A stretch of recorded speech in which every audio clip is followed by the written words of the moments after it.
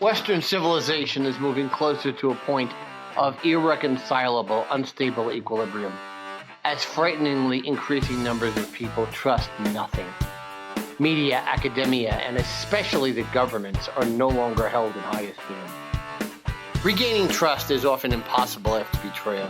However, transparency is essential to any healing process, and that is the essence of the Don Sullivan Show.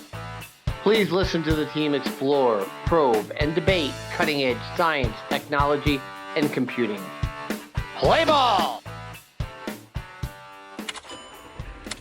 Welcome to a very special episode of the Don Sullivan Show. As you can hear, Don is currently on the road, and you're going to learn more about that very shortly. I'm your co-host, Jersey Steve. First, we want to thank our sponsors. Today's episode is brought to you by License Fortress, the industry's first and only software asset management firm to offer both a financial and legal guarantee at its highest level of service. Whether it's Oracle, Microsoft, or VMware, License Fortress helps organizations stay compliant, avoid audits, and save money. You can learn more at licensefortress.com. And please support our producer, our wonderful producer, Bill Axt, by visiting axtinc.com. That is AXTINK.com. You can subscribe to his YouTube channel and help support his efforts to create humorous animation, as well as run our website, all while researching a cure for baldness. So without further ado, I'm going to let you hear from Don. He is somewhere both beautiful and mysterious called Vermillion Cliffs. Well, folks, walking through Vermillion Cliffs National Monument to be exact, is an overall amazing experience. It's 20,000 acres of actual amazing landscapes and cliffs and rock formations and strangest things that happen with physical landscapes and rocks that you could ever possibly see. It's all really in Arizona, although the National Monument itself does bleed over into Utah. You can get to it from St. George, Utah, but the easiest locations or cities are in Kanab, Utah, Page, Arizona. And I spent the day yesterday going to Coyote Buttes South, the Teepees area. We didn't go specifically into the Coyote Buttes South area because you need a permit, and we didn't have one. But we could see also over into the Coyote Buttes North area, which is the Wave. That's at least how it's colloquially known. I'm going to try to get a permit later in the summer and do a different episode of the Don Sullivan Show on that particular hike. There's so many different ways to enter this sort of obscure and remote national monument areas. It leads one to wonder why Vermillion Cliffs itself has not been designated a national park as of yet. I'm going to be asking some folks what they think about that as we move along in this episode. It certainly needs to be protected. It's an incredibly fragile area. It's an area that, for the most part, was created geologically from a series of sand dunes that were buried or at least submerged in the Cretaceous Sea or in the Cretaceous period. You can see dinosaur footprints all over various different areas. And we walked to the teepees. That's a geological formation, or many geological formations that are effectively petrified sand dunes that look like teepees, probably about 25 of them. And then over to the west is the actual Coyote Buttes range, I suppose.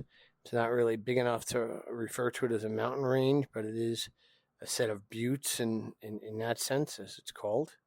And as you're walking up through there, you notice that the ground is so thin because it's sand blown from a prevalent wind coming from the north that is literally just perpetual and blowing and creating these extremely fine like sand um, layers that are sort of minor little ledges and break under your feet as you're walking along, very much like thin melting ice. It's, of course, dry and cold at this time of the year in the early spring. Although later at night, last night, it started snowing, and it's going to tonight as well because it gets some moisture. It is a semi-arid desert, as the geologists classify it. And today we went to an unbelievable area called the White Pocket, which is like nothing else on Earth, apparently. And it really is a series of, again, sand dunes that have been petrified by pressure and formed by wind and the various other different elements over the years. I certainly recommend it to anyone who can find their way out here, and I recommend going on a tour. I'm with Grand Circle Tours, and hopefully we'll get a couple of comments from some of the folks on the tour today or tomorrow, maybe not, and maybe even we'll be lucky enough to get the tour guides who are really experts on the geology of this area and the history of it. So I'm really hoping to get that. Let me continue on here, and let's see what happens. I'm at an incredibly interesting location right now that is at the entrance site, really, to the Vermillion Cliffs National Monument as we go through all the dirt roads that lead into the various different specific locations of note. But this one is an area in which they release the highly endangered California condors every year. And these birds, I almost hesitate to call them birds, but they are, have 7 to 8 foot wingspan when they're fully mature.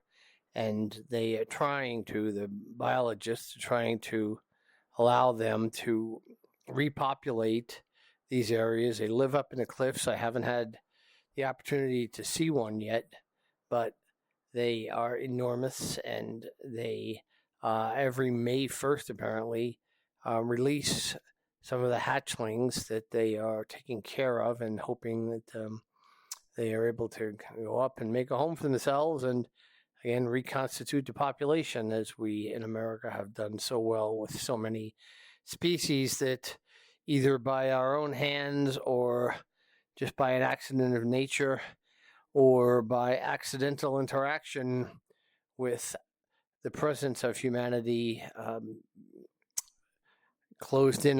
became close to extinction. But they're doing a pretty amazing job with this overall. So I hope to see one. Haven't seen one yet. We're not going to stay here very long. But as I said, next stop today is the White Pocket. So as we drive to the White Pocket, it takes from the entrance about 70 minutes in a four-wheel drive on roads that are really just sand and deep sand. And you better know exactly what you're doing when you drive out here.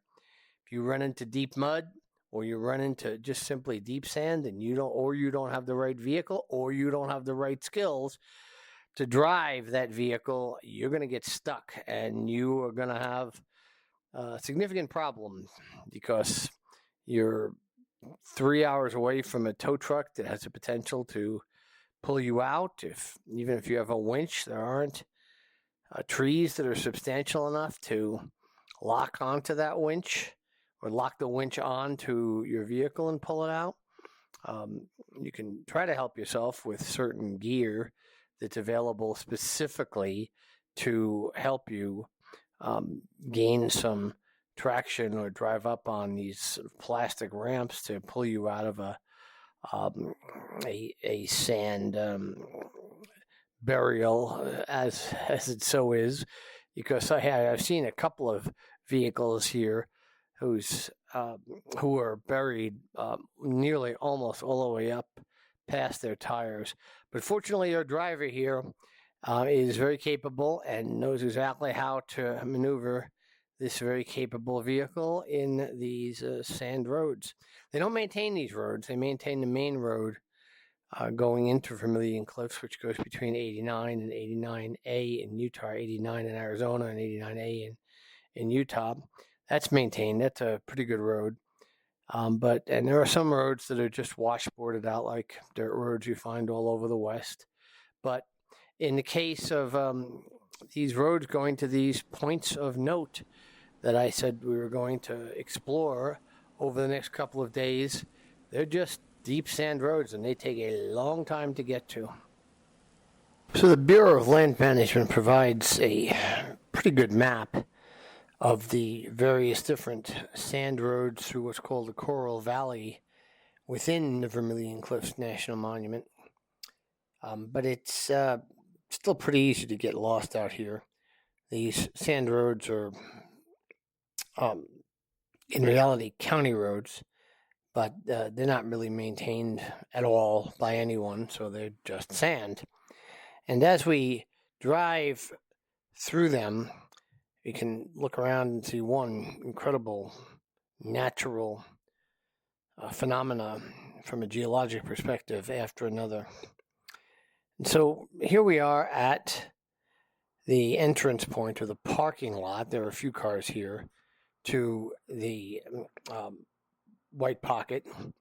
And what we see out there is this absolutely awe-inspiring mass of white slick rock. And apparently what has happened is that over millennia, a large phenomena has occurred that has bleached this sandstone, because it's all sandstone. It's very, very dense. Doesn't seem to be like most of the sandstone I'm familiar with, but so it almost looks like limestone, but it's not. It's all sandstone, but it's very bleached, and you can see certain areas that the stone is broken away, and underneath you do see the well-known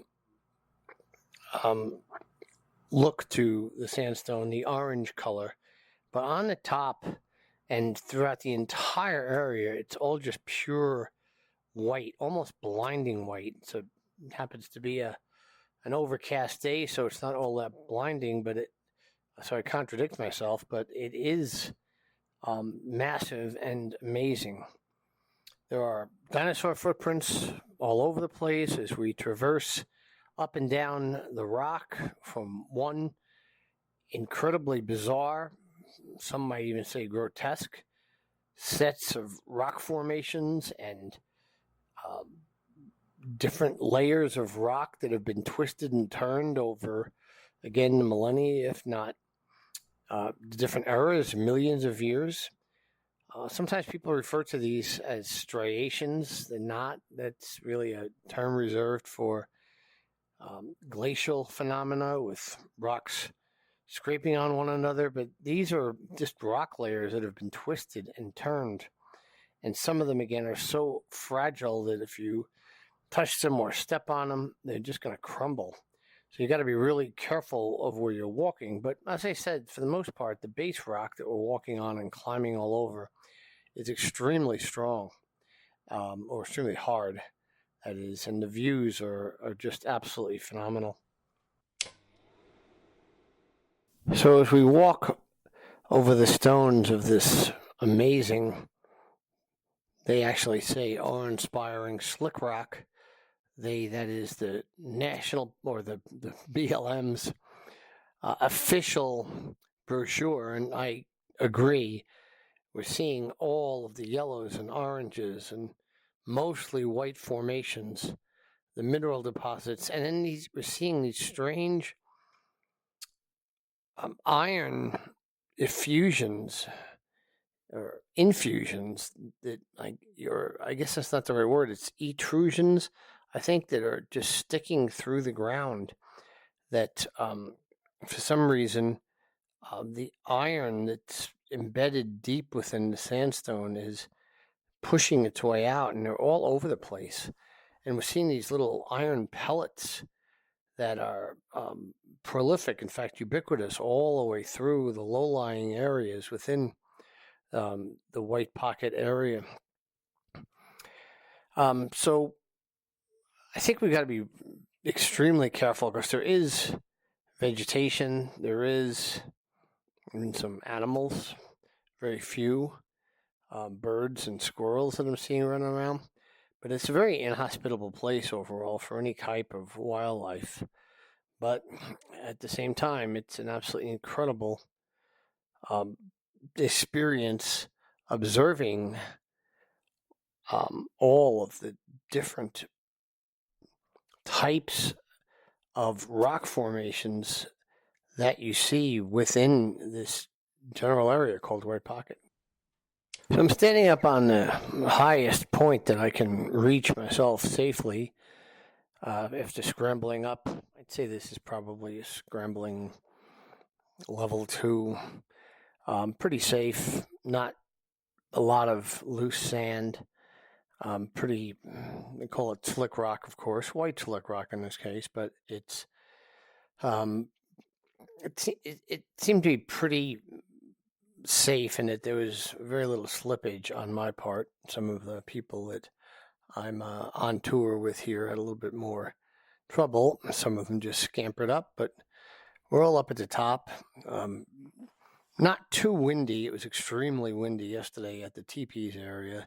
It's one of the reasons why I didn't record a lot at the teepee area, but today it's just a little bit breezy. Overcast, seeing some snow, so it's about 35 degrees, some light flurries of snow, which is an amazing color contrast because this white snow is a different shade of white than the completely white slick rock that I'm on, so you can actually see the contrast of it. It's beautiful. As I'm standing up here, I can almost see, I think I can at least, although as the crow flies, it's about 5 miles away. The dirt road, the BLM 1065 House Rock Valley Road, which connects 89 in Arizona to 89A in Utah. 89A in Utah, well, they both reach back around, and you can get through the Navajo Reservation back to Page, Arizona, which is where the Glen Canyon Dam is, as well as Lake Powell. And tomorrow we'll be hiking in the Buckskin Canyon and Buckskin Slot Canyon area. So hopefully it'll be a little bit more conducive for me to get some comments from some people, and particularly our guide. We'll see about that as the conditions will allow for it more. But for today, we're about to scamper down these rocks and head back on the very sandy roads back out to House Rock Valley Road and back to our hotel in Kanab, Utah. And let me see if I have anything to add to this soliloquy along the way back. So as we're driving back here, bouncing up and down in the sand, I've been informed and corrected that it's likely that most of the formations that we're looking at here, both in the Vermillion Cliffs themselves, the South and North Coyote Buttes area, which is, again, the North Coyote Buttes being known as the Wave, as well as the White Pocket, which we've just left itself, are actually Jurassic level or Jurassic time frame formations.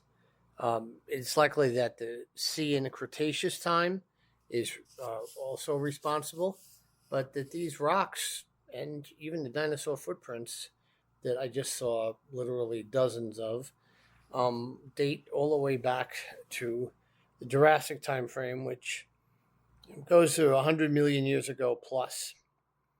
And of course, is made most famous by Steven Spielberg's dinosaur movies. I will add that I did not find any mosquitoes in amber. And if I did, I would have, of course, had to leave things as they are. The leave no trace ethic is actually federal law when it comes to these types of lands. So I didn't see any either. So I don't think there's any danger of Jeff Goldblum and other mad scientists trying to recreate any of the dinosaurs that walked in these parts 100 million years ago. But yet, they have left us, or at least those of us who are willing to seek it out, either by tour, and I do recommend coming out with a guide, especially somebody who really knows how to drive these roads.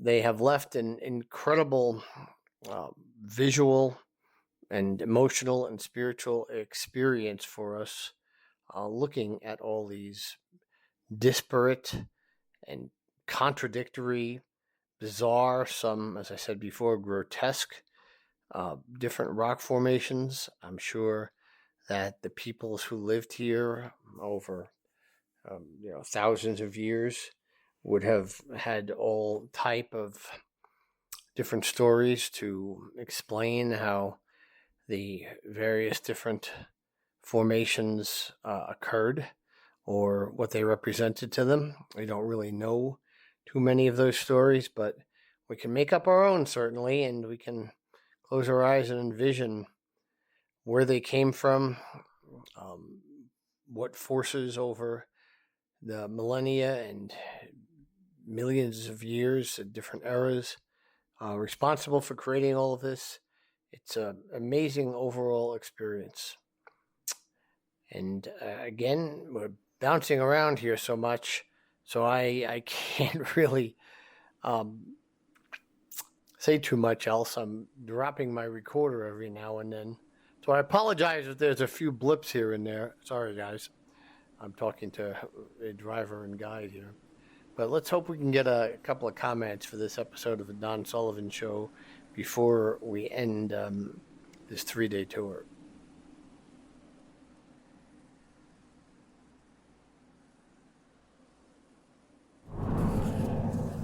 So, folks from the Don Sullivan Show, I am here on my third day of this great tour of the Vermillion Cliffs National Monument area, along with the southwestern area of Utah, and I have been privileged to get Kyle, my wonderful tour guide from Rent Circle Tours, to answer or to allow me to ask a few questions about this area, so maybe verify some of the things that I told you yesterday or contradict me, and I want to know his opinion on a couple of things. So Kyle, thanks a lot for joining the Don Sullivan Show here, and I really would like to ask you, just to start with, about the Vermillion Cliffs areas. We were at the first two stops at the teepees and the White Pocket yesterday. Tell me about how the Vermillion Cliffs were created from a geological historical perspective. Well, the Vermillion Cliffs area is located within the greater Colorado Plateau region, and in our last 3 days we were right on the border with Utah and Arizona. So the Vermillion Cliffs themselves are located in the state of Arizona. It's about 115,000 acre area. I thought it was 20,000 yesterday. 115,000. It grew a lot in a day. Yeah, it did. Don't listen to me, folks. Yeah. Listen to the actual people who know what they're talking about. About 115. It might exactly be 112, actually. But anyway, it was set aside by presidential decree in 1984. And that would be President Reagan. There you go. Yes, Ronald Reagan set that aside.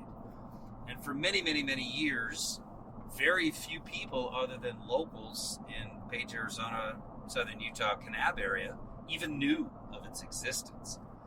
But these Vermillion Cliffs got their name from the color of the cliffs, which is vermilion, primarily Navajo sandstone, similar to what you might see in Zion. The burnt deep orange color, approximately 190 million year old geologic formations. These are petrified sand dunes that have worn down and sloughed off in areas, providing a beautiful large landscape of 1,000 to 2,000 foot cliffs on the Colorado River side. So these geologic areas are not considered terribly old in the grand scheme of things out here.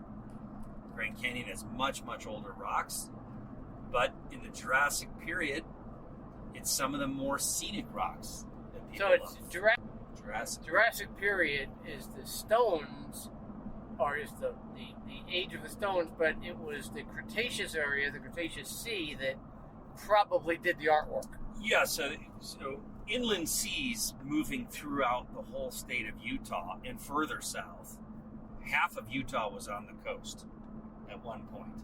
So California and all the rest of it completely separated. And that was the basin and range area of what's now Nevada and western Utah. And so there was a general uplift of about 12 to 15,000 feet that pushed all this sediment in the air and hardened over the years and solidified and gave us some of the best national parks in America, which are the Utah's Mighty Five. And Vermillion Cliffs is located. And that's not even a national park. It's not even a national park. Later. Yeah. It's not a national park, but it's basically north of Grand Canyon, east of Zion National Park, and slightly west of the Glen Canyon Recreation Area. So it's it is Lake Powell, for those of you who know it that way. Glen Canyon is managed and run by the Park Service, but it isn't a national park. It's a national recreation area. So it's somewhat of a hidden gem, and has been for many years, along with the Grand Staircase, being completely overshadowed by the more popular Grand Canyon and Zion National Park. So you mentioned something to me yesterday that was interesting in terms of where the Colorado Plateau actually terminates. Yes. I've always thought of it, being from living in Denver right now, especially given the point you just made about the uplift being to about 15,000 feet, is that all the Colorado mountains are part of the, or at least were created by the Colorado Plateau uplift. Certainly the Pacific subduction effect.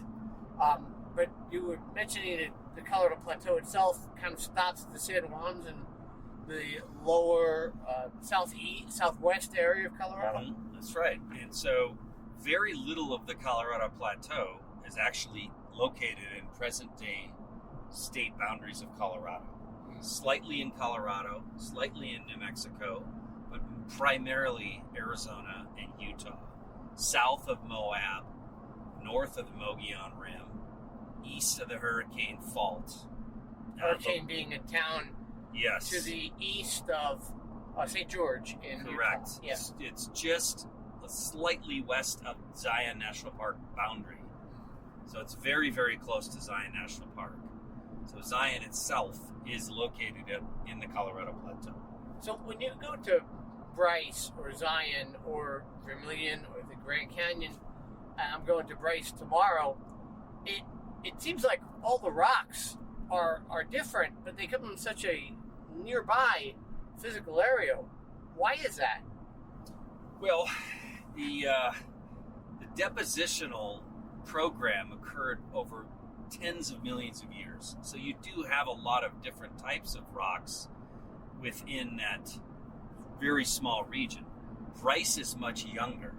So Bryce is less than half the age of the rocks we explored today in the Vermillion Cliffs. And although it is a much harder rock than what we saw in the Vermillion Cliffs, the erosional patterns are in many ways much more brilliant and fascinating than anything in the Vermillion Cliffs. They are. But those hoodoos are truly, you don't forget Bryce when you see Bryce. it is a kind of place where you don't say, I don't remember that thing, but it was really beautiful and it was somewhere in southern Utah. It leaves an impact on you. So does Zion. And so does Zion for different reasons. Yeah. You know, cutting through the canyons of Zion by the Virgin River has the largest gradient loss of any river in the North America. So it drops faster than any other river in this country, including the Grand Canyon. It's 8 times more of a slope than the Colorado River. So it cuts, and it cuts fast. But at Bryce, everything starts at the top and works its way down. So you get this runoff and freezing effect that creates these beautiful hoodoos. And it is one of my favorite national parks for sure. And it's Bryce. small, just like Very the intimate. eastern part of Utah. Arches Beautiful. is small, Yeah. but it's well worth to visit. And again, it looks different because it's different rock than Zion is. It And is. the bottom of, I guess what I've heard always is that the very bottom of Bryce constitutes the top of Zion, and Yes. the very bottom of Zion constitutes the top of the North Rim of the Grand Right. Canyon, and it sort of just flows all the way out to the Sea of Cortez Yeah, along the Colorado River. that makes up the Grand Staircase. You Yeah. can see those different steps of geology all the way up with the Ponsagat Plateau being the top of the Grand Staircase and the bottom of the Grand Staircase being the top of the Grand Canyon itself. So technically, it starts in Arizona with the Grand Canyon and ends at the plateau near Bryce with many beautiful steps in between. So I commented a lot yesterday on and earlier in this episode on White Pocket. It's one of the most bizarre, in some ways, grotesque areas, but beautiful in their grotesqueness. It was just an amazing phenomena, but very, very isolated in one spot. You mentioned yesterday that you were astounded by the idea that it could be the only place in the world that's like that. And you didn't believe that, but after some research and some speaking with geology professors, that you were now convinced it is the only place in the world that is like that. What about that? Tell me about how that occurred and how it probably is the only place in the world like that. Well, the truth is that nothing is going to be exactly the same as something else. Yeah. That's really anywhere. But the specific things that happened geologically and over time and pressure that really ended up there, I'm guessing there was several places that used to look like that have just simply eroded into just sand. I'm not convinced there never was anything like it. I'm just convinced today that you can't take me to another place like that. And I've been all over the world Yeah. a lot, and I've never seen anything like Yeah. that before at all. Really, really special. And just the amount of violent weather that must have occurred Yeah. to have those things. Oh, the pressure of the sea Happen, and then the and violent just- weather on top of it. Yeah, and sand blowing in and protecting the shapes that were underneath it and calcifying and possibly having large earthquakes or flipping all this stuff upside down and inside out and tumble drying everything and spitting out something colorful like a lollipop. It's pretty neat. Yeah. And it really is unique. So if you don't mind, I'm going to ask you one more question. It's a little bit more of an opinion, but these types of things can be somewhat sensitive and somewhat political, but there are so many different perspectives on it, and they all have merit. Do you think that Vermillion Cliffs should become or should be raised in status to a national park? I think it eventually will be, for both political reasons and just reasons of merit. And do you think it should be? And the reason I ask that is that as you started our conversation off talking about how very few people knew about any of this 30 years ago. Well, I assure you, more people know now. And as you get more and more traffic and more visitors out there, it's going to be more important to protect these extremely delicate and unfathomably beautiful resources, such as the Wave, which most people are aware of now, the South and the North Coyote Buttes, but also the South Coyote Buttes area. And to me, and I'm sort of giving you my where I sit before I'm asking you, saying where I stand, and I'm asking you where you sit. But the idea of being able to create a park around it to direct people and to control the flow of traffic is a way in and of itself, not only of giving access like Teddy Roosevelt would want to all the people of the United States to such incredible resources and beauty, but also of protecting it. Do you agree with that, or you think that you would rather see it remain less well known? It is my selfish opinion that I would rather have the status stay exactly as it is. And the reason for that is I feel it could not sustain massive amounts of people, not just from an infrastructure standpoint, but the delicacy of what makes it. I think if you would get the type of numbers that you'd see at Grand Canyon, it simply would be destroyed in a very small amount of time. And it wouldn't be magical like it is today. And it wouldn't be able to continue to look the way it looks. So I think the people that explore it now put in the effort to either hire an outfitter. It does take a lot of effort. Or get yourself a good off-road vehicle and do your own exploring. And I love the fact that there is still wilderness areas out there and BLM areas out there and Forest Service that's out there that you got to earn it a little bit. You got to either join a tour with people that have the right vehicles or have the right vehicle yourself. And when you get out there, it's not going to look like the Grand Canyon. It's not going to look like the Smoky Mountains, like a shopping mall. And there's enough of that stuff already. Now, I may be wrong, and it may turn into a national park, but my personal opinion is I hope that it doesn't. Yeah, and that's totally reasonable. My belief is that it is inevitable, mostly because more and more people know about it, more and more people are coming. But you are absolutely right in regards to the level of difficulty to get there, but also, I think even more importantly, the clear level of delicateness and fragility of that environment in every possible way, even to the extent that, and you go there very, very often. I imagine it changes through the seasons. Every time you go there, it looks different, or it is different. You can. You do notice things, even in our canyon today. You notice new boulders, new logs, new areas that were altered from literally the previous year.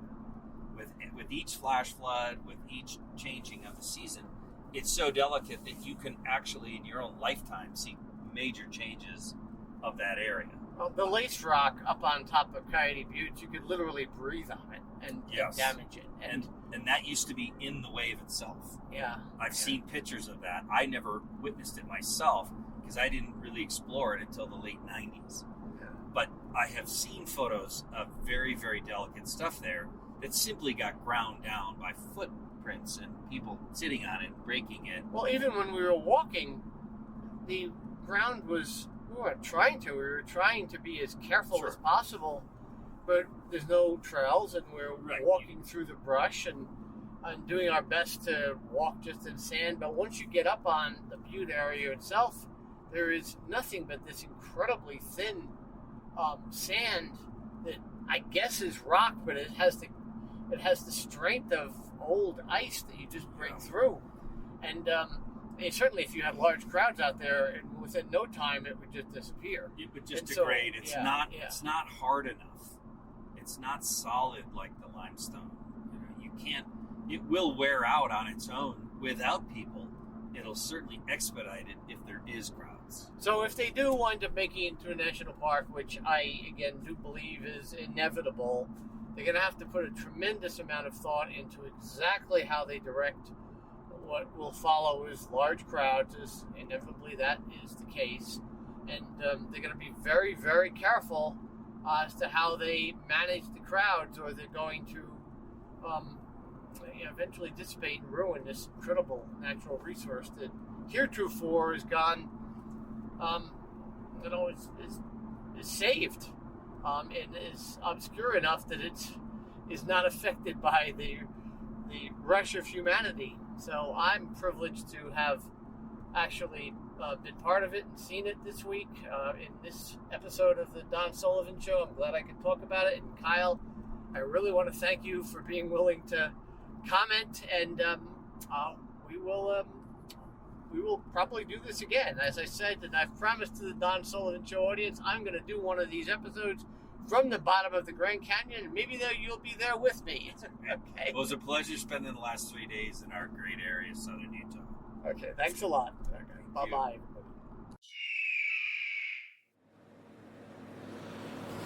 So, everyone in the loyal Don Sullivan Show listening audience, allow me to recap the last 3 days of the Vermillion Cliffs adventure and study, the Vermillion Cliffs National Monument adventure and study. We went to a very difficult to find and remote area through 70 minutes plus of sand roads to an area called the Teepees, in which we snuck up onto the South Coyote Buttes to see over to what is the Wave, all of which requires a permit to be on. We weren't in the permitted area. And we observed incredible geological phenomena of the lace rock and the beautiful teepees and rock formations themselves and everything else that I described then. And the second day we went to the Great White Pocket and saw all those rock formations, and again in the Vermillion Cliffs area. Third day, we really didn't talk too much about because I spent a lot of time with our intrepid tour guide Kyle from Grand Circle Tours, and but we went through Buckskin Gulch Slot Canyon, which is the longest slot canyon in the world. It is not in the Vermillion Cliffs, or the Vermillion Cliffs National Monument. It is across the border into Utah, but nonetheless, it is an absolutely incredible place. And for now, I'm going to end this episode of the Don Sullivan Show. Thanking you all again for listening. As I've said many times, we're going to have many of these episodes from different places around the United States and around the world. And we're going to have fun doing that. We're going to describe to you all the geological features and historical features and all the features of interest that fit under this broad umbrella of science, technology, and computing. And until the next episode, I want everyone to remember that all at-bats are situational. See you next time.